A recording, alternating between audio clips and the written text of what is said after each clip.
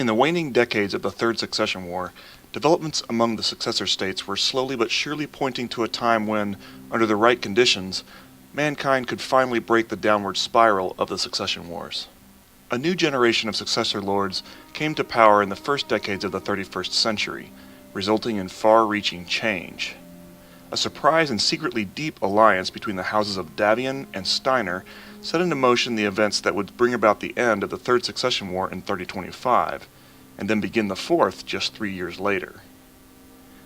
During the wedding of Prince Hans Davion to the heir designate Melissa Steiner in 3028, and hosted by Comstar on Terra, the gathered successor lords witnessed the startling wedding toast by Hans Davion to his bride.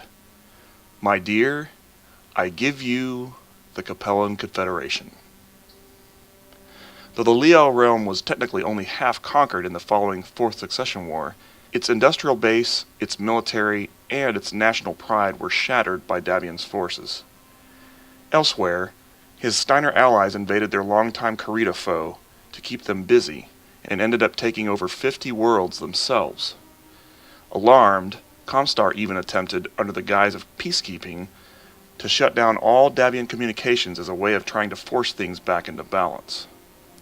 After just 2 short years of intense conflict, the victorious Davion-Steiner alliance ceased hostilities, and all warring states settled into a shocked peace, leaving an inner sphere that had been greatly changed by 2 fundamental developments. First, a technological renaissance had begun, thanks largely to the discovery and widespread dissemination of a massive Starleague memory core during the war, a rebirth that would slowly gain momentum in the following decades. Second, the mighty Federated Commonwealth was born at the war's close, ushering in an era that promised new political, military, and economic developments led by this unprecedented new superstate. It is worth noting that the Davion-Steiner alliance planned to follow up their great victory in 3030 with an invasion of a bigger prize, their mutual enemies in the Draconis Combine. But a wave of secession rippled across the inner sphere, critically delaying their plans. When the FedCom invasion did finally come, it was in 3039, and the Combine, under new leadership, had secretly prepared against it.